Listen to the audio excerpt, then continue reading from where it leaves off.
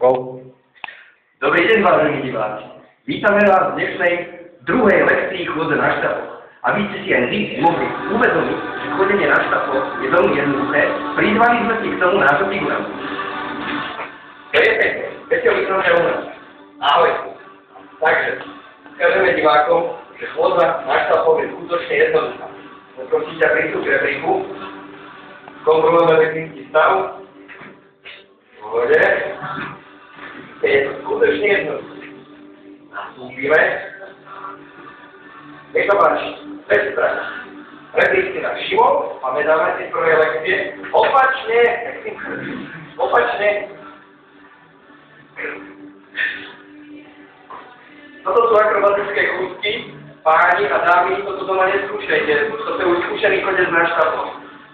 Tak poprosíme, skúsime sa pohnúť doprava alebo doľava. Nechám to na tebe, Petr. Aha, opatrne.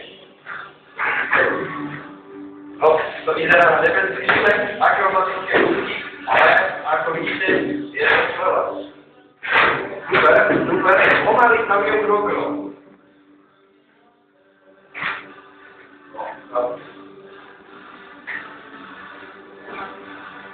Zistíme, to je príklad. Dobre, ďakujem, Peťo, vidíte dolu.